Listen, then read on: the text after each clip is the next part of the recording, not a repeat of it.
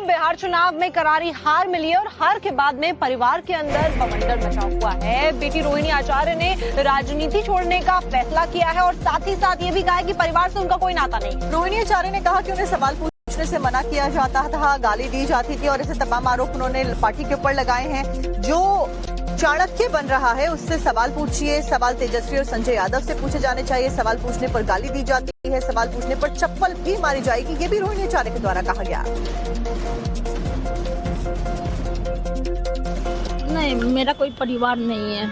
अब ये जाकर के आप संजय, रमेश, तेजस्वी यादव से पूछिए। मेरा कोई परिवार नहीं है। वही लोग निकाला है हमको परिवार से, क्योंकि रिस्पॉन्सिबिलिटी लेना नहीं है उनको।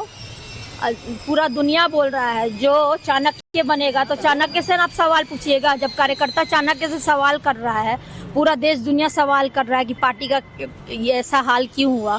अब जब संजय, रमेश, इन लोग का नाम लीजिए तो आपको घर से निकाल दिया जाएगा, आपको बदनाम किया जाएगा, आपको गाली दिलवाया जाएगा, आपके ऊपर चप्पल उठा करके मारा जाएगा। दीदी को बिहार चुनाव में करारी हार मिली है और हार के बाद में परिवार के अंदर बवंडर मचा हुआ है। बेटी रोहिणी आचार्य ने राजनीति छोड़ने का फैसला किया है और साथ ही साथ ये भी कहा है कि परिवार से उनका कोई नाता नहीं। रोहिणी आचार्य ने कहा कि उन्हें सवाल पूछने से मना किया जाता था, गाली दी जाती थी और ऐसे तमाम आरोप उन्होंने पार्टी के ऊपर लगाए हैं। जो चाणक्य बन रहा है उससे सवाल पूछिए। सवाल तेजस्वी और संजय यादव से पूछे जाने चाहिए। सवाल पूछने पर गाली दी जाती है, सवाल पूछने पर चप्पल भी मारी जाएगी, ये भी रोहिणी आचार्य के द्वारा कहा गया।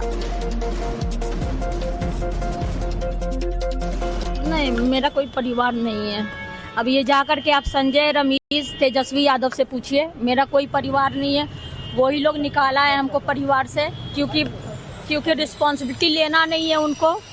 पूरा दुनिया बोल रहा है जो चाणक्य बनेगा तो चाणक्य से आप सवाल पूछिएगा। जब कार्यकर्ता चाणक्य से सवाल कर रहा है, पूरा देश दुनिया सवाल कर रहा है कि पार्टी का ये ऐसा हाल क्यों हुआ।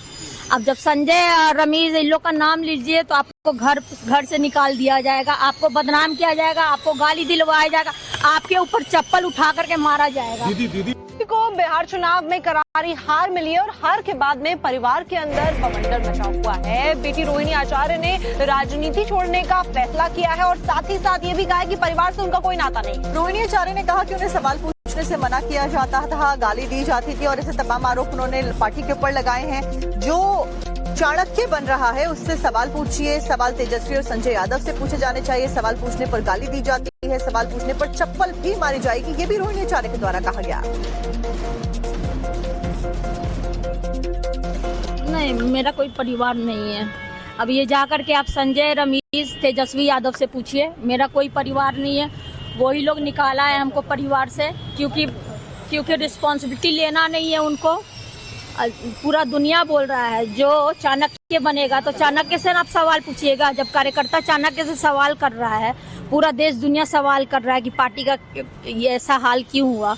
अब जब संजय, रमेश, इन लोग का नाम लीजिए तो आपको घर से निकाल दिया जाएगा, आपको बदनाम किया जाएगा, आपको गाली दिलवाया जाएगा, आपके ऊपर चप्पल उठा करके मारा जाएगा। दीदी